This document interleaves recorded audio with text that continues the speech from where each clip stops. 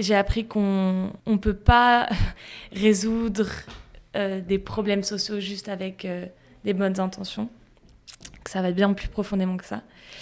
J'ai appris que le monde de l'entrepreneuriat social, si il opère seul, sans le monde communautaire, il ne peut pas avancer. Et que l'entrepreneur a besoin du travailleur social, du travailleur de rue. Tu es le nouveau Rockefeller, un philanthrope. Qu'est-ce que ça veut dire? Ils veulent changer le monde. Quelle drôle d'idée. Dans un esprit philanthropique. Vous pouvez répéter? Philanthropique. Philanthropique. Je te donne votre pognon. Et finalement, quand beaucoup de gens aujourd'hui me disent « Mais comment fais-tu pour avoir cette humanité ?» Eh bien, je leur réponds très simplement, je leur dis « C'est ce goût de l'amour, ce goût donc qui m'a poussé à me mettre au service de la communauté, à faire le don de soi. » S'emparer d'un mot qui porte l'amour de l'humanité comme message, en saisir tout le sens et la complexité en toute simplicité, découvrir des hommes et des femmes qui s'engagent, écouter leurs histoires et enchanter le monde avec authenticité.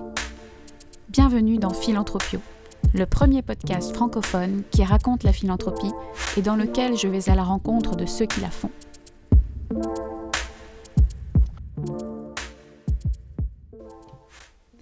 À seulement 22 ans, mon invité à la tête bien faite et au cœur débordant de générosité a fait l'expérience du sens à travers son projet de distribution de repas aux itinérants de Montréal. Faire le bien, oui, mais comment bien le faire pour ne pas nuire et surtout viser un impact ? Dans notre société où l'injonction à l'engagement est très présente et où l'on pousse les jeunes à entreprendre pour changer le monde, il est essentiel de garder à l'esprit que les bonnes intentions ne font pas les bonnes actions. Cet épisode est dédié à toutes celles et ceux qui veulent comprendre par l'exemple comment s'attaquer à une problématique sociale en générant de la valeur.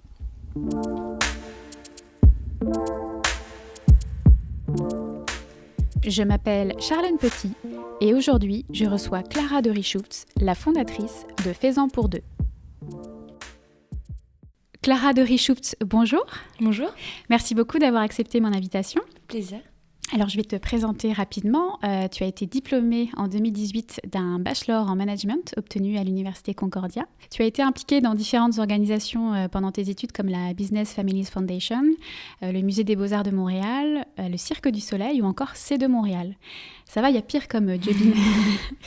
Tu as fondé Faisant pour deux en 2019, un organisme à but non lucratif qui a pour mission de stimuler la générosité envers les personnes sans abri et favoriser leur inclusion sociale en encourageant les gens à doubler leur portion de lunch afin de remettre le surplus dans une boîte qui sera distribuée aux itinérants. Pour l'instant, l'initiative s'adresse surtout aux étudiants des campus universitaires, puisque cette initiative est née sur les bancs de la fac. Il y a des moments dans la vie où on veut contribuer à la société, donner, mais comment avoir un impact ? C'est un petit peu ce dont on va parler aujourd'hui. Je ne te connaissais pas, pour être très honnête, lorsque j'ai lancé la première saison de Philanthropio. Je t'ai découverte en lisant l'article de Diane Bérard qui t'a été consacré dans le journal Le Devoir en décembre dernier et qui s'intitule « Les fausses bonnes idées venues du cœur ». J'ai trouvé que ton histoire était une étude de cas très intéressante pour rappeler qu'en matière de générosité, il ne suffit pas d'avoir un élan. Il faut comprendre avant d'agir, que l'on soit dans la peau de l'entrepreneur social ou du donateur d'ailleurs. Alors, sans plus attendre, on va rentrer un petit peu dans le cœur de ton projet. Clara, est-ce que tu peux nous raconter comment tu as eu l'idée de Faisant pour deux ? Quel a été le moteur pour passer à l'action ? Donc Faisant pour deux est né il y a aujourd'hui à peu près 1 an, en janvier 2019. Vraiment une idée très spontanée qui m'est venue un soir dans le métro. Je me suis dit qu'il y avait quelque chose à faire entre le désir d'engagement des étudiants que je sentais vraiment grandissant ces dernières années et les problèmes liés à l'itinérance et à la faim à Montréal. Dans le fond, j'ai eu l'impression que l'engagement nous faisait peur. L'engagement sur le long terme, c'est-à-dire être bénévole, par exemple, pour un organisme qui demande un engagement, par exemple, fréquent à chaque semaine. Et je me suis dit, comment est-ce qu'on pourrait allier des étudiants qui n'ont pas nécessairement le temps de s'engager à fréquence régulière avec quand même leur désir d'avoir un impact social. Et je pense que Faisant pour deux est né de ce désir-là. Ok. Et pourquoi le sujet de l'itinérance te touche particulièrement ? Je pense que de toute façon, j'ai toujours eu cette fibre sociale et cette sensibilité face au monde de la rue, face aux injustices qui étaient en dessous de nos bâtiments. Concordia, John Molson en particulier, l'école de commerce de Concordia, c'est un grand bâtiment en centre-ville, une grande tour de verre. Et en dessous de cette tour de verre, il y a beaucoup de gens qui vivent dans la rue, qui vivent marginalisés alors qu'on les croise en fait tous les jours. Et je me suis dit, le matin, on part en cours, on monte dans ce bâtiment, on croise leur chemin et on les regarde pas nécessairement. On se rend pas forcément compte de la nuit qu'ils viennent de passer, on se rend pas compte de leur estomac qui sont vides. Donc je me suis dit, je pourrais monter un projet social sur une cause qui nous est aussi chère, qui pourrait être la faim en général, qui pourrait être à l'étranger. Je me suis dit, quand ça nous touche d'aussi proche, ça semblait comme une évidence, en fait. D'accord. On peut rappeler d'ailleurs quelques chiffres à nos auditeurs sur la situation de l'itinérance à Montréal. On estime qu'il y a un peu plus de 3000 personnes chaque nuit en situation d'itinérance visible, selon le dernier dénombrement effectué par le mouvement pour mettre fin à l'itinérance à Montréal. Et il y a une centaine d'organismes communautaires dédiés à l'itinérance qui se répartissent sur tout le territoire. Et en préparant cet épisode, j'ai même appris qu'il existait un protecteur des personnes en situation d'itinérance à la ville de Montréal, en l'occurrence Serge Larreau. Toi, Clara, dans quel état d'esprit tu as lancé ce projet ? Est-ce que c'était dans celui de l'étudiante qui cherche simplement à faire le bien ou de l'entrepreneur en herbe qui veut résoudre un problème social ?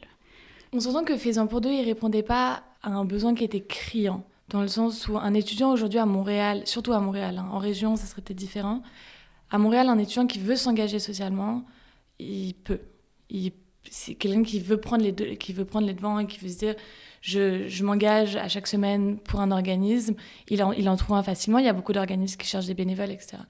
Donc, je ne pense pas qu'on répondait à un besoin au niveau de l'étudiant qui voulait s'engager, parce qu'un étudiant qui avait le désir, il pouvait s'en donner les moyens. Est-ce qu'on répondait, et ça c'est la grande question autour de Faisant pour deux, est-ce qu'on répondait à un problème qui était lié à la faim ? Non. Dans le sens où il y a beaucoup de cuisines communautaires, il y a des refuges. On est parti d'un constat, en fait, il y a des gens dans la rue qui n'ont pas nécessairement de quoi se payer de la nourriture, donc ils ont faim. Mais il y a des services qui leur offraient déjà de la nourriture. Donc tout Faisant pour deux, c'est un petit peu basé sur des constats. Le premier, c'est que les étudiants ne s'engagent pas, mais au fond, aujourd'hui, on voit que un étudiant qui veut s'engager peut. Et qu'une personne dans la rue a faim. Sauf qu'aujourd'hui, on a vu au cours du projet qu'une personne qui vit dans la rue peut trouver de quoi se nourrir gratuitement. Donc le constat de base, il était un petit peu lié à des idées à des idées qui venaient de notre bon sens, mais qui n'ont jamais été prouvées. D'accord. Depuis, tu as terminé tes études. Est-ce que tu te consacres à ce projet à temps plein ? Derrière Faisant pour deux, moi je suis vraiment la penseuse du projet, mais le projet il a été mis en place par une équipe de 4 personnes, on était 4. Aujourd'hui, depuis le mois de septembre, je suis à temps plein sur le projet, en me disant je vais travailler dessus pendant 6 mois pour voir un petit peu le potentiel que je pourrais lui donner, parce que je pense qu'il y avait du potentiel, mais que c'était un projet qui nécessitait vraiment une attention complète de ma part. J'ai été extrêmement accompagnée tout le long, j'ai reçu un support assez incroyable, surtout ces derniers temps, que ce soit d'amis, de famille, etc. Aujourd'hui, j'ai une équipe au sein des universités, mais le Faisant pour deux, le projet qui englobe les universités et tous les projets qui s'en viennent, pour le moment, c'est moi qui le porte sur mes épaules. D'accord, ok. Alors, on va justement parler de ce projet pilote et du premier bilan que tu as pu dresser. En mars 2019, tu as mené ce premier projet pilote. Il y en a eu 2 autres par la suite. Est-ce que tu peux nous faire un peu un récapitulatif de ton crash test ? Qu'est-ce qui a fonctionné et qu'est-ce qui n'a pas marché ? Quand on a lancé en mars 2019, c'était à Concordia, pendant la semaine de 5 jours pour l'itinérance, qui est une semaine qui est organisée depuis plusieurs années maintenant au sein des campus universitaires, principalement à McGill et à Concordia, où des étudiants de l'université peuvent choisir pendant 5 jours de se mettre dans la peau d'une personne qui vit en situation d'itinérance. Donc ils dorment dehors, ils ne peuvent pas manger ce qu'il leur est pas donné. Tout ça a pour but de lever des fonds pour l'organisme communautaire de Dans la rue. Donc nous, là, on a pris avantage de cette semaine-là parce que pendant 5 jours, on avait un point permanent pour pouvoir récolter les repas. Donc le projet pilote a bien marché dans le sens où pendant 5 jours, on n'avait pas cette excuse de « Oh, je peux pas vous ramener de repas demain, je suis pas sur le campus ». On disait « on est encore là pendant 5 jours ». Donc les gens allaient de toute façon revenir à un moment. Donc on a récupéré plus d'une centaine de repas, on en a récupéré tous les jours. On a reçu des très bons feedbacks des étudiants qui trouvaient que c'était une manière très simple de s'engager. Ça leur demandait pas tant de temps que ça, dans le sens où de toute façon, ils allaient cuisiner pour eux. Donc c'était vraiment rajouter une portion en plus. Ça les engageait pas. C'est-à-dire que s'ils voulaient le faire une fois et qu'ils voulaient pas le refaire après, c'était comme eux voulaient. On leur demandait aucun don financier. C'est-à-dire qu'ils ne devaient pas acheter la boîte au préalable, etc. C'était vraiment, on leur donnait la boîte gratuitement. Donc, on a reçu un très bon feedback. Moi, c'était vraiment un peu le crash test en me disant, on va voir ce que les étudiants pensent, on va voir si les étudiants participent. Et ça va vraiment déterminer est-ce que ce projet a vocation de durer ou non. Mm-hmm. La première distribution dans la rue s'est également très bien passée. J'attendais beaucoup en termes de retour de la part des personnes à qui on les donnait. De voir est-ce qu'ils nous voyaient comme des petits étudiants un petit peu privilégiés qui essayaient de se donner un peu une bonne conscience, ou est-ce que vraiment ils se rendaient compte qu'on voulait essayer d'établir un peu des liens un petit peu plus profonds avec eux que juste leur donner une pièce. Donc l'idée c'était un peu de voir comment est-ce qu'ils percevaient la chose. Donc à chaque fois qu'on amenait un repas, on demandait un petit peu, on expliquait le projet, on leur demandait un petit peu ce qu'ils en pensaient, etc. L'idée c'était pas de leur changer leur situation, parce qu'on n'avait pas on n'avait pas cette prétention, mais c'était de se dire comment est-ce que l'espace de temps en temps, on pourrait briser un petit peu cette exclusion sociale. En général, on allait à plusieurs faire les distributions. Et le fait d'expliquer le projet, c'est bête, mais on trouvait quelque chose à leur dire aussi. On trouvait une manière de lancer la conversation. De lancer la conversation. Et surtout de leur demander leur avis, en fait. Et ça, c'est quelque chose qui avait énormément de valeur, chanter à leurs yeux. Je vais dire, hey, qu'est-ce que t'en penses ? Donne-nous des recommandations. Dis-nous comment est-ce qu'on pourrait le mieux le faire. Et donc, on voyait aussi dans leurs yeux que, ah tiens, on m'interpelle, on me demande mon avis, on me stimule mon intérêt. Et surtout, ce que je vais dire va peut-être avoir un impact dans leur projet.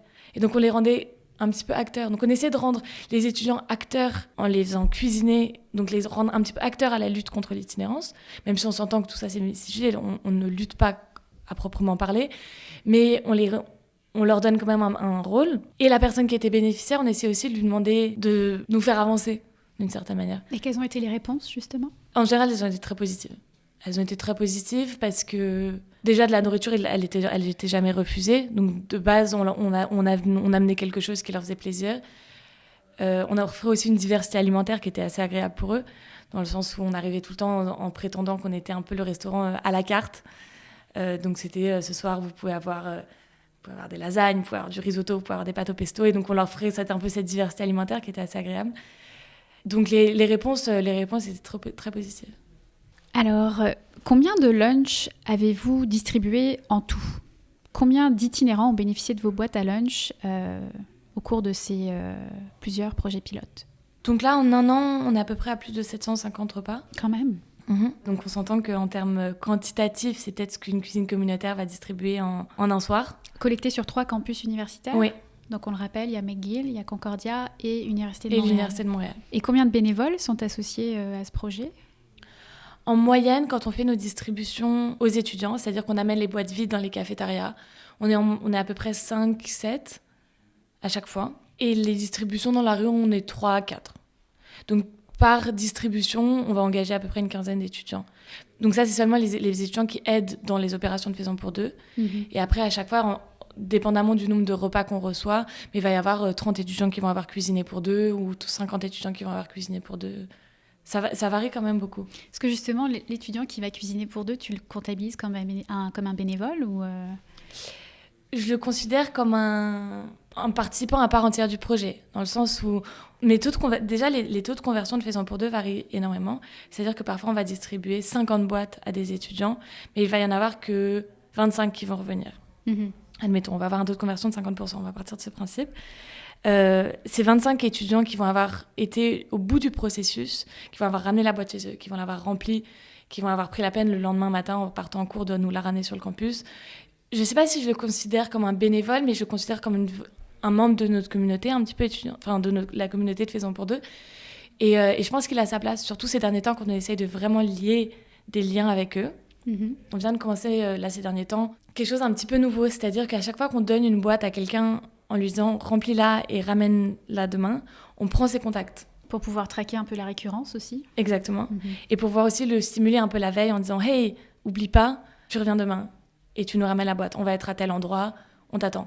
Et là, c'était absolument incroyable comme différence avec quand on le faisait pas. C'est-à-dire que tout d'un coup, en fait, dans l'anonymat, ça ouvre la porte au désengagement. C'est-à-dire qu'on leur donnait la boîte, après on n'avait aucune idée de la traçabilité, on savait pas si elle allait revenir. En revanche, à partir du moment où on a commencé à être désireux de créer une vraie communauté, à ce moment-là, ils étaient un petit peu, pas bloqués, mais ils sentaient qu'ils faisaient partie d'un groupe, ils faisaient partie de quelque chose un petit peu plus grand qu'eux. Et donc, ça poussait vachement les étudiants à revenir. Et donc ça contribue vraiment à créer notre communauté. J'ai vu à travers les photos que tu as partagées sur les réseaux sociaux que les étudiants écrivaient des petits mots aussi sur les boîtes. Oui, c'est né de notre... En fait, quand on essayait de se positionner dans l'écosystème du don alimentaire à Montréal, on se rendait compte qu'en termes quantitatifs, on ne serait jamais à la hauteur d'une cuisine communautaire, on ne serait jamais à la hauteur d'un refuge, etc. On aura toujours 25-30 repas par distribution, et cette distribution, elle se fera seulement une fois par semaine, donc 30 repas par semaine, on s'entend que ce n'était pas grand-chose. Donc on s'est dit, où est-ce qu'on va aller se positionner dans cet écosystème pour essayer d'avoir une proposition de valeur qui est tout aussi intéressante, dans le sens où il fallait aussi justifier l'existence de Faisons pour deux. Et à travers la réhumanisation, en fait, notre désir de réhumaniser un petit peu le don, on a trouvé un marché un petit peu différent des cuisines communautaires qui vont cuisiner, par exemple, des repas pour 500, 700 personnes. Des quantités industrielles. En grosse quantité. Et donc, on s'est dit, à travers les petits mots sur les boîtes, on réhumanise un petit peu le don. On met un visage, ou en tout cas, on met une identité. On met plus une identité. On raconte une histoire aussi. Et on raconte une histoire. Et donc l'idée, c'était de se dire, tiens, Laurence, elle va avoir cuisiné pour André. Elle va jamais l'avoir rencontré parce que c'est moi c'est nous le tiers parti, entre guillemets. C'est nous qui allons faire procéder à la distribution. Mais comment faire en sorte que, indirectement, Laurence puisse transmettre un petit peu sa compassion ou en tout cas sa bienveillance envers André, et comment faire en sorte que André puisse un peu savoir d'où le repas vient aussi. C'est-à-dire que donner juste une boîte de pâte au pesto, ça a beaucoup moins de sens que donner une boîte avec les gens qui ont écrit leurs recettes dessus. Et donc on s'est vraiment rendu compte que ça a changé beaucoup. En tout cas au niveau des distributions, quand on les faisait dans la rue, ça changeait énormément de pouvoir dire « Hey, ça c'est Théo qui t'a fait ça c'est Laurence qui t'a fait ça ». Et puis les petits mots, ça redonnait un petit peu d'humanité en fait dans tout ce processus.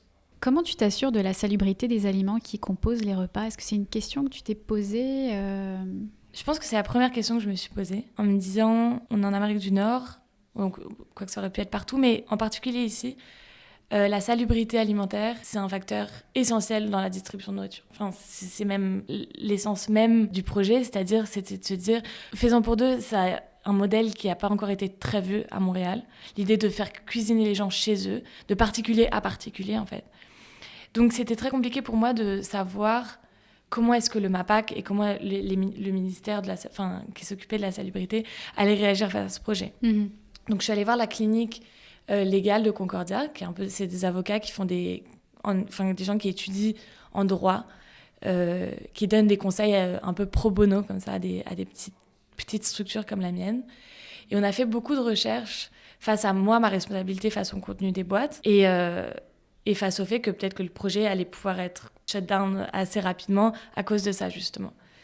Et donc, en cherchant bien, on a trouvé un article qui nous a, entre guillemets, protégés pendant un petit bout de temps, qui est un article du Code civil du Québec, qui est l'article du Bon Samaritain, qui consistait à dire que si j'agis en toute bonne foi et qu'il n'y a eu aucune négligence de notre part, c'est-à-dire qu'on n'aurait pas laissé les repas en plein soleil ou hors du frais, notre responsabilité face au contenu des boîtes est élevée.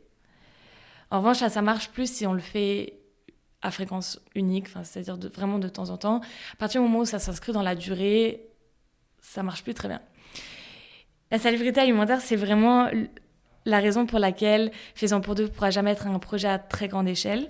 Aujourd'hui, j'ai eu souvent des gens qui travaillent au MAPAC au téléphone, qui m'ont dit si ça reste vraiment à petite échelle comme ça, disons qu'on passe un petit peu en dessous du radar.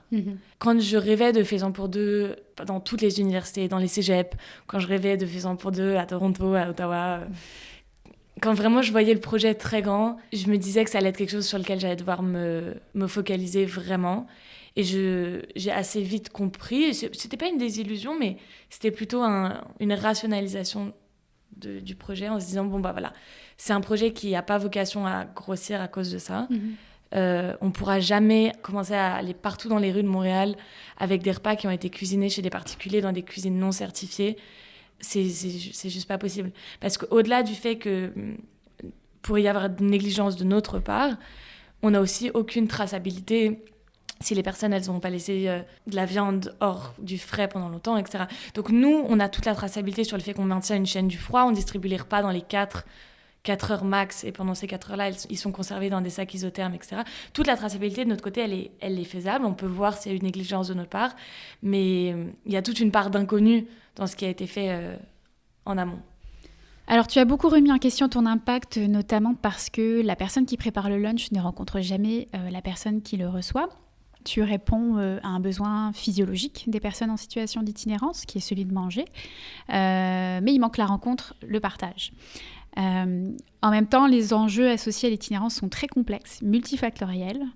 Entrer en contact avec des populations vulnérables, souvent en prise avec des problèmes de santé mentale ou d'addiction, ça nécessite une véritable expertise.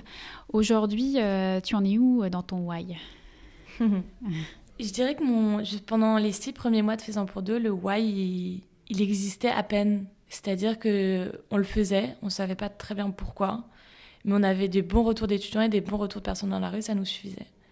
Quand j'ai commencé à mettre à temps plein sur le projet, j'ai commencé à me dire, mais au fond, on aide qui ?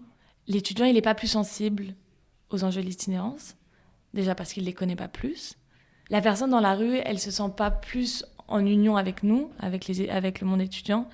Donc, il y a eu un moment où je me suis dit un peu, mais à quoi, ça rime à quoi en fait tout ça ? J'arrivais pas à savoir si la mission première, elle était de passer de l'empathie à la compassion chez l'étudiant, c'est-à-dire je ressens ce que tu vis, mais je peux pas le comprendre parce que je l'ai pas vécu, à la réelle compassion en disant ça me dérange et j'ai envie de m'engager pour ça. Pendant longtemps, je me suis dit l'étudiant il va pas changer ses comportements. Ça, il va peut-être le faire une fois, très bien. Le jour où Faisant pour deux est plus là, est-ce qu'il va vraiment aller doubler son lunch et le faire par lui-même ? Ça, et encore aujourd'hui, j'ai aucune vision là-dessus. Et c'est pour ça que j'ai appris très récemment un peu la différence entre comment mesurer mes résultats et comment mesurer mon impact. Mes résultats, je peux les voir, c'est-à-dire qu'on peut voir le nombre de repas qu'on reçoit, on peut voir les sourires, on peut voir l'engouement étudiant, tout ça. C'est très facile à tracer. En revanche, le réel impact, est-ce que l'étudiant il est plus sensible ? Il y a aucun moyen en fait qu'il soit plus sensible. Il s'y connaît pas plus. Il a rien appris. Il s'est juste rendu compte, et ça c'est quand même très important, il s'est rendu compte qu'il pouvait avoir un micro-impact à chaque semaine ou à fréquence régulière, et que c'était pas si compliqué de faire quelque chose pour autrui. Qu'aider son prochain, ça demandait pas forcément de l'argent, ça demandait pas forcément du temps, ni d'engagement, mais que ça pouvait passer par des petits gestes comme ça. C'est-à-dire, je fais un geste quotidien et je lui donne une vocation sociale. Le dépannage alimentaire, ça agit sur les conséquences d'un problème. C'est-à-dire, la pauvreté mène les gens dans la rue. Il y a plein de facteurs qui mènent les gens dans la rue, mais aussi la pauvreté. Mais on n'agit absolument pas sur ni les solutions. C'est pas du tout une solution. Au contraire même, est-ce que ça aiderait pas les personnes à vivre mieux leur situation d'itinérance et de précarité, sans vraiment les aider à travailler pour changer cette situation ? En revanche, quand on regarde les solutions pour sortir les gens de la rue et qu'on regarde les solutions qui sont liées au logement, au travail, à la réinsertion professionnelle, à l'estime de soi, etc., nous, dans tout ça, on n'a pas notre place. Donc l'idée, c'était de se dire... Et pendant longtemps, ça m'a freinée à avancer en me disant, mais en fait, ça ne rime à rien. Si on ne peut pas jouer sur les solutions, à ce moment-là, ça ne rime à rien. Donc c'est là où j'ai commencé à entamer ce processus de me dire, comment est-ce qu'on peut garder nos boîtes comme un moyen, mais changer la fin ? Genre la finalité du projet. À partir du mois d'octobre, j'ai commencé à me dire, la finalité, il faut que ce soit de la sensibilisation et de l'éducation face aux enjeux liés à l'itinérance. Et ce sera seulement à ce moment-là qu'on pourra vraiment justifier d'exister. C'est-à-dire qu'aujourd'hui, Faisant pour deux, si ça se résume aux boîtes, c'est très bien, ça engage un petit peu les étudiants sur le campus, ça stimule un petit peu leur générosité de temps à autre. Mais sur le long terme, il y a un jour où on me dira quel a été ton impact sur les 4 dernières années. Il sera néant. Rien du tout. En revanche, si on sensibilise et si on se sert des boîtes ou du concept de Faisons pour deux, parce que je pense que c'est un concept qui est tellement concret que les étudiants, ils arrivent à le visualiser et ils aiment bien ça. C'est-à-dire que si on prend la boîte, on dit, regarde, tu peux doubler tes proportions, certes, mais il faut que tu comprennes pourquoi tu le fais et pour qui tu le fais. Et si tu comprends pour qui tu le fais et quelles sont les réalités de cette personne, quels sont les problèmes structurels et individuels qui ont pu mener ces personnes à la rue, à ce moment-là, on crée peut-être des générations genre un petit peu plus tolérants face aux personnes qui vivent marginalisées. Pour mieux comprendre les enjeux de l'itinérance, tu as fait du bénévolat et tu as rencontré aussi des acteurs du milieu. Qu'est-ce que tu as appris et comment ça a permis de faire évoluer ton projet ? Dans le fond, dès le départ, dès le lancement du projet, je me suis tout de suite rapprochée d'organismes qui œuvraient déjà dans ce milieu-là parce que je me rendais compte que je manquais énormément de connaissances.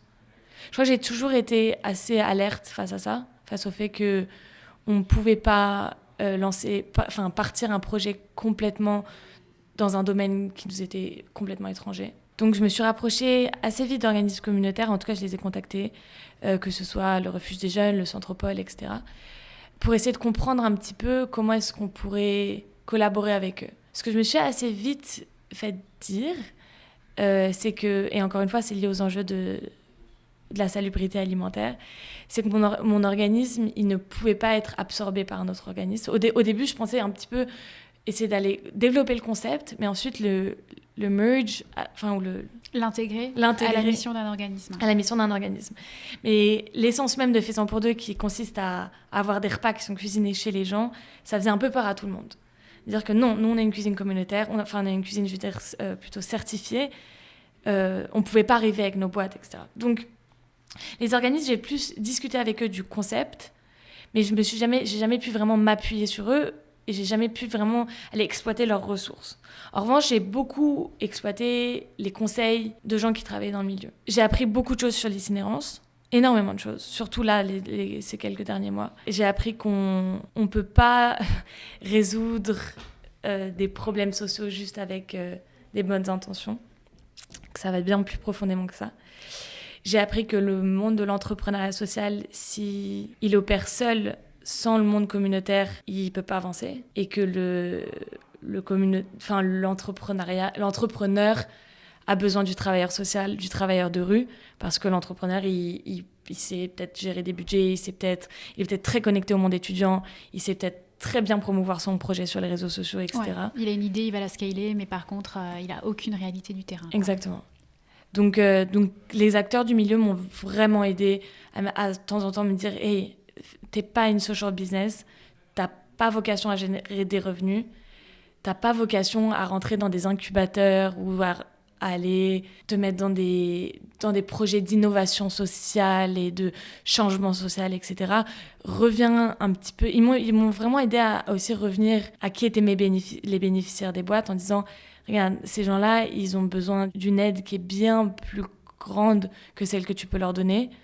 Donc, il ne faut pas trop partir dans des grands rêves que tu ne pourrais pas réaliser et qui, au contraire, pourraient peut-être venir freiner l'avancement de ton projet. » Ta cible principale, ce sont les étudiants. Avec les congés universitaires d'été, comment comptes-tu t'y prendre pour offrir des services en continu tout au long de l'année ?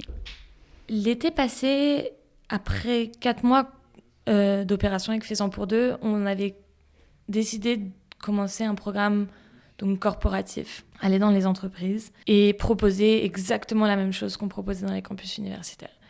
C'était pour nous une manière de ne plus dépendre de subventions et de commencer à balancer un petit peu nos coûts. Et l'idée, c'était de se dire on va créer des espèces de programmes de responsabilité sociale d'entreprise où les employés pourront doubler leur lunch, par exemple 1 fois par mois. Et on demandera aux entreprises de nous subventionner les boîtes et de nous subventionner un petit peu les services. On ne l'a pas vraiment mis en place l'été passé parce que je pense qu'on avait vraiment besoin de prendre un petit peu un step back et de voir un petit peu est-ce que ça avait du sens de lancer ce programme-là. Je pense que quand je vais commencer vraiment à me pencher sur le côté corporatif, je vais aussi regarder un petit peu quel type d'entreprises seraient susceptibles de participer à ce genre de projet. Je pense que dans des grosses structures, ils ont déjà leur cause, un petit peu une cause pour laquelle ils s'engagent. Et ils ont souvent déjà des programmes où leurs employés peuvent participer. Je pense au club des petits déjeuners ou à plein de ou tout simplement Centraide, qui est quand même très très implanté dans le milieu corporatif à Montréal, avec les campagnes en milieu de travail, les retenues sur salaire. Et puis la mission est quand même assez similaire, puisque Centraide s'attaque aussi aux enjeux de la pauvreté. Donc toi, ce serait, étant donné que tu veux ramener ça à quelque chose d'un peu plus humain, à petite échelle, ce serait finalement les PME, ce serait... Oui, je vois beaucoup, en tout cas je vois dans mes cercles d'amis, beaucoup de personnes qui sont venues me solliciter en me disant « Hey, voilà, dans ma boîte, dans mon entreprise, on est 10, 15, ou alors dans la start-up. » Et justement, c'est ces petites structures qui aimeraient pouvoir montrer aussi à leurs clients et montrer, parce qu'on s'entend qu'il y a un petit peu ça aussi, ou même des équipes managériales qui ont envie que leurs employés s'engagent d'une certaine manière, mais qui peuvent pas se permettre nécessairement d'aller avoir des gros projets de responsabilité sociale. En revanche, des projets comme Faisons pour deux pourraient peut-être plus les intéresser, ou en tout cas seraient peut-être plus à leur échelle. Donc je verrais plus des PME, voire des startups. Donc c'est ça, avec l'été qui s'en vient, on va aller chercher des nouvelles cibles. J'ai vraiment, vraiment envie de commencer des programmes dans les écoles primaires et secondaires. Dans le fond, j'ai déjà fait un projet pilote de sensibilisation dans une école primaire où je suis allée parler du projet avec des enfants qui avaient entre 8 et 10 ans.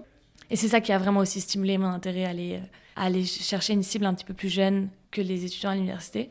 Alors justement, ces 2 interventions que tu as faites dans 2 écoles primaires, ça a été une révélation pour toi. Est-ce que tu peux nous raconter un petit peu ce projet pilote L'accueil de la part des élèves pour le projet a été assez incroyable. Ils avaient l'esprit hyper vif. Ils posaient plein de questions extrêmement pertinentes. Ils s'intéressaient vraiment à tous les aspects du projet. Sur les débuts, sur qu'est-ce que c'était vraiment l'entrepreneuriat social. Ils posaient beaucoup de questions sur les gens qui vivaient dans la rue. En fait, leurs questions étaient tellement naïves que ça m'a beaucoup touchée. Parce que je me suis rendu compte qu'en fait, à 8 ans, il n'y a encore aucune idée préconçue face aux gens qui vivent dans la rue, face à l'itinérance. Ils n'ont aucun biais. Aucun préjugé. Aucun préjugé, rien du tout. Donc toutes leurs questions, bien qu'elles soient naïves, étaient extrêmement constructives pour moi. Et donc c'était très intéressant d'interagir avec eux. Ils ont fait des suggestions très intéressantes pour le projet. Comme quoi, par exemple ? Je pense souvent à cet exemple de cette petite fille qui me stimule et qui me dit « Mais pourquoi seulement donner des repas pour les personnes qui vivent dans la rue ? Pourquoi pas demander aux gens d'amener de la nourriture pour chiens, par exemple ?» Parce que souvent, c'est vrai que les personnes qui vivent en situation d'itinérance peuvent être accompagnées. Et c'est quelque chose auquel j'ai jamais pensé. À notre enfant, suggérait qu'ils me suivent et qu'ils viennent avec moi faire la distribution, qui est quelque chose que j'aurais pas du tout pensé parce que je n'osais peut-être pas forcément nécessairement demander aux parents si je pouvais emmener leurs enfants. Mais donc, c'est-à-dire qu'ils avaient aucune réticence à aller voir et à aller être témoins de gens qui vivent marginalisés et dont ils connaissent absolument pas la réalité. Versus certains étudiants ont clairement démontré qu'ils étaient prêts à faire leur part, mais pas nécessairement prêts à suivre dans les distributions. Donc c'est très intéressant. C'est une vraie révélation. Et à partir de là, tu t'es dit, bon, je vais peut-être changer mon fusil d'épaule et orienter ma mission un petit peu plus vers la sensibilisation auprès d'un plus jeune public, quoi. Oui. Ok. Puis dans les prochaines étapes, est-ce que tu entrevois une collaboration avec des acteurs existants si par exemple tu souhaites pousser un peu plus le volet sensibilisation auprès des jeunes, est-ce que tu as déjà identifié des partenaires Oui, dans le fond, je pense que le côté école primaire, je vais le faire avec la même école dans laquelle j'avais été au mois d'octobre, parce que je pense qu'il faut que je commence à me focaliser sur une école pour voir un petit peu comment ça marche. Et je suis bénévole donc, à l'accueil Bono, et je pense éventuellement me rapprocher de l'accueil Bono pour toute cette démarche de sensibilisation. En matière d'innovation sociale, on a vu apparaître toute une palette d'outils ces dernières années, comme le design thinking, donc la recherche de l'innovation en mettant l'humain au centre, l'innovation ouverte qui consiste à impliquer des tierces parties externes pour exploiter au mieux l'intelligence collective, la co-création ou encore l'évaluation évolutive, donc grosso modo en temps réel, et qui sert à valider certaines décisions, approches ou hypothèses. Est-ce que ce sont des outils que tu as utilisés à un moment donné dans ton processus ? C'est pas des outils que j'ai utilisés. J'ai pas fait beaucoup d'entrepreneuriat dans un cadre académique. Ouais. Donc, c'est des outils sur lesquels j'étais vraiment pas familière. Je suis vraiment tombée dans le monde de l'entrepreneuriat social un peu par hasard. Et j'ai pas suivi d'accompagnement les 8 premiers mois de Faisons pour deux. Mm-hmm. Et est-ce que tu vas bénéficier d'un accompagnement justement pour t'aider à passer de l'idée à l'impact ? Oui, là, dans le fond, récemment, je suis rentrée dans le parcours d'accompagnement de Sismic. Mm-hmm. C'est tout nouveau. Donc, Okay. j'ai encore un peu aucune idée de ce que ça va apporter au projet. Mais je crois beaucoup à l'importance de l'accompagnement. Maintenant que, voilà, ça fait 1 an qu'on est en opération. Me faire accompagner aujourd'hui, ça va me permettre de revenir vraiment à la base de Faisons pour deux. Et c'est ce qu'on a fait un petit peu déjà avec le parcours Sismic depuis qu'on a commencé. C'est de se dire, et ça revient un petit peu à ce qu'on disait tout à l'heure, pourquoi est-ce qu'on fait ça ? Et moi, souvent, en fait, Faisons pour nous est né d'une solution, mais pas d'un problème. C'est-à-dire que tout d'un coup, je me suis dit, tiens, on peut aller donner des boîtes, mais pourquoi est-ce qu'on donne des boîtes ? Est-ce que c'est pour les gens dans la rue ? Est-ce que c'est pour les étudiants ? Tout ça n'avait pas été mûri. Donc, me faire accompagner aujourd'hui m'aide à faire tout le travail que j'aurais dû faire en amont et que je fais aujourd'hui. C'est jamais trop tard. Je pense pas qu'il y ait eu des dommages qui ont été faits à cause de Faisons pour deux. On n'est pas venu faire de l'ombre à des organismes communautaires où il y a eu aucun dommage. En revanche, si aujourd'hui on veut être un tout petit peu plus crédible, ça va être important de définir une mission un petit peu plus claire. Et je pense qu'un accompagnement va m'aider là-dedans. Quel est ton rêve pour Faisons pour deux ? Je sais que pour l'instant, tu es un petit peu en refonte de ton projet, tu es en cours d'accompagnement, tout ça est un petit peu en redéfinition, mais comment tu entrevois l'avenir de Faisons pour deux dans les prochaines années ? Dans le fond, je vois encore Faisons pour deux je vois encore la distribution de boîtes comme le moteur de Faisons pour deux, dans le sens où c'est l'essence même du projet et que c'est pas quelque chose que j'ai souvent réfléchi à arrêter complètement et partir dans une démarche seulement de sensibilisation. Mais je pense que déjà le nom Faisons pour deux perdrait tout son sens. Donc je vois toujours un peu la colonne vertébrale restant autour du don de nourriture cuisinée. Les boîtes, c'est un peu ton moyen de capter l'attention. Complètement. Les gens, ils repèrent les boîtes. Sur les campus, les gens, ils commencent doucement à repérer à peu près ce que c'est, etc. Je pense que c'est primordial de garder cet aspect-là. C'est engageant, c'est assez stimulant. Les gens aiment faire ça. En revanche, je pense que là où je pourrais être vraiment fière de ce projet, c'est de me dire si il aura permis à des gens qui ignorent beaucoup de choses sur l'itinérance d'en savoir plus et par conséquent de devenir plus tolérants. Parce que je pense que l'ignorance amène à l'intolérance. Je pense que Faisons pour deux aura accompli sa mission si on aura réussi à sensibiliser des enfants ou des jeunes avant même qu'aucune idée préconçue sur l'itinérance ait pu naître dans leur esprit. Parce que je pense qu'on a, en tout cas au sein des campus universitaires, je m'en suis assez rendu compte ces derniers temps, dans mes cercles, en tout cas un petit peu d'écoles de commerce et de gens qui ont quand même pas mal de moyens, que notre intolérance venait peut-être aussi du fait qu'on nous avait jamais vraiment parlé d'injustice sociale, de problèmes sociaux au cours de notre enfance et en grandissant. Et que je pense que doucement, on va commencer à parler d'enjeux écologiques dans des écoles primaires. Et je pense que si ça peut se faire accompagner de discussions autour d'enjeux sociaux, ça va faire que tous ces enfants-là que j'ai rencontrés en octobre et qui ont 8-10 ans aujourd'hui, peut-être que quand ils en auront 22 et qu'ils seront à McGill, seront peut-être beaucoup plus tolérants en grandissant. Clara, est-ce que tu penses que nos sociétés parviendront un jour à mettre fin à l'itinérance ? Je pense qu'on pourra prévenir de plus en plus l'itinérance à condition d'avoir des générations qui combattent la rupture sociale à travers des liens sociaux très forts. Donc on ne sera jamais capable de l'éradiquer complètement, mais je pense qu'on sera de plus en plus capable de la prévenir. En tout cas, j'espère. Clara, on va terminer par les 3 questions de clôture. Première question, quelles sont les initiatives en matière de lutte contre l'itinérance au Québec ou ailleurs dans le monde qui t'inspirent ? Je pense que ce que fait l'itinéraire à Montréal est la chose qui m'inspire le plus en matière d'itinérance. Parce que je trouve qu'ils ont réussi à travers un principe simple, c'est-à-dire de redonner une voix à des personnes qui n'en ont pas eu depuis longtemps, à travers l'écriture, à travers le fait d'être acteur d'un journal, enfin d'être rédacteur d'un journal. Ils jouent sur l'estime de soi. Et je pense que l'estime de soi joue un rôle primordial dans les trajectoires pour sortir de la rue. Et c'est qu'ils ont tout compris.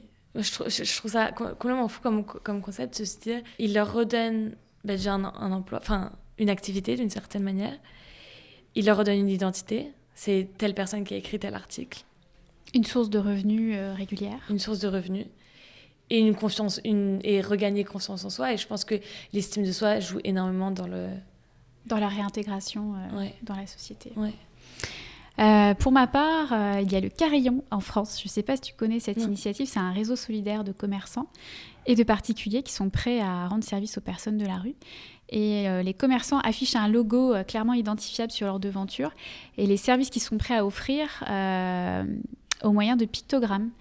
Et par la suite, les associations qui distribuent... Il y a des associations qui distribuent la liste de ces boutiques lors des maraudes. Alors, deuxième question. En philanthropie, est-ce que tu penses que la fin justifie les moyens ? Est-ce que tous les moyens sont bons pour aider ceux qui en ont besoin ? Je pense que toute intention est bonne, mais tous les moyens ne sont pas bons. C'est-à-dire que vouloir aider son prochain, certes, mais comment ?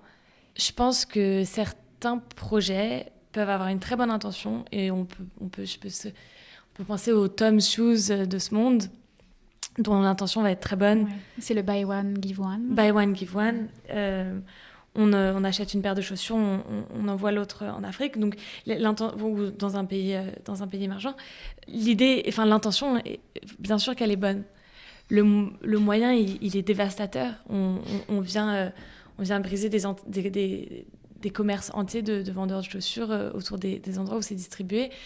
Donc si tout le processus est pensé et réfléchi, si tout l'écosystème est analysé en amont et qu'on voit qu'on ne fait aucun dommage en venant ajouter une énième initiative de solidarité, à ce moment-là, d'accord. Et à ce moment-là, je pense que oui, la fin justifie les moyens.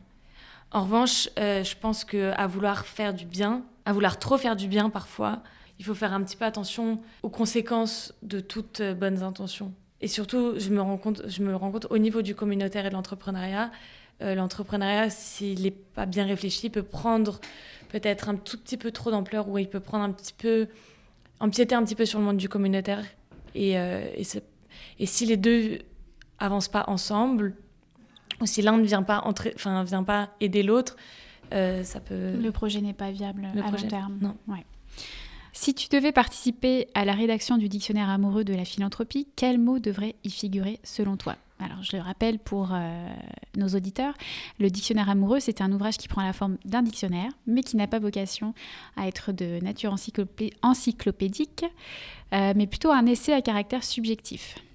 Donc, pour le dictionnaire amoureux de la philanthropie, mon préféré, c'est le mot symbiose. C'est un mot qui est peut-être plus utilisé en biologie, mais que je trouve dans un contexte social qui est très intéressant aussi.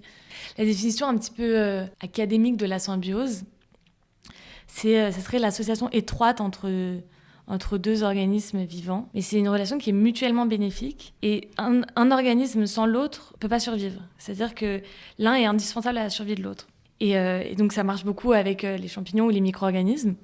Mais je pense que dans un contexte social et dans un contexte de philanthropie, justement, ça prend tout son sens. Une fondation sans une entreprise ou une fondation sans des bailleurs de fonds, ça marche pas. L'entrepreneuriat sans le communautaire, ça marche pas. Le communautaire sans l'aide de bénévoles, ça marche pas. Enfin, pour moi, ce serait la symbiose de tous ces acteurs qui, les uns sans les autres, ne pourraient pas opérer. Et on parle d'ailleurs d'écosystème. Hein. Ça reprend le même jargon biologique. Exactement. Merci beaucoup Clara pour cette belle conversation. Merci de ta grande générosité, de ta transparence, ta grande transparence dans l'évocation de tes bons coups, mauvais coups à travers le projet Faisant pour deux. Est-ce que tu souhaiterais nous partager une actualité, une information complémentaire ? Si, on est très actifs sur Facebook et sur Instagram. Les gens peuvent beaucoup suivre où est-ce qu'on va faire nos distributions, à quelle fréquence, sur quel campus. Et on essaye, en tout cas ces derniers temps, on essaye aussi beaucoup de partager des informations liées aux engagements possibles que les étudiants peuvent avoir dans d'autres organismes communautaires, faire un petit peu la promotion justement d'autres acteurs de notre écosystème. Parce que c'est aussi un problème qu'on a aussi remarqué, c'est qu'on a on a un accès aux étudiants qui est assez incroyable. Sur 3 campus, beaucoup d'étudiants nous suivent sur les réseaux. Et donc c'est aussi une manière pour nous de venir promouvoir un petit peu d'autres acteurs qui ont un petit peu moins de visibilité au niveau des étudiants. Donc on est aussi prêt à faire la promotion d'organismes, d'autres initiatives qui opèrent un petit peu dans le même domaine que nous. Parfait. Alors, on vous encourage grandement à suivre Faisant pour deux sur les réseaux sociaux. Merci beaucoup, Clara. Merci à toi. À bientôt. À bientôt. Merci beaucoup d'avoir écouté Philanthropio. Vous avez aimé l'émission ? Dites-le moi avec 5 étoiles et des commentaires sur l'application Apple Podcast. Vous pouvez retrouver également tous les épisodes sur philanthropio.com. Si vous souhaitez réagir, écrivez-moi à charlène@philanthropio.com. À bientôt pour dérouler le fil de nouveaux récits.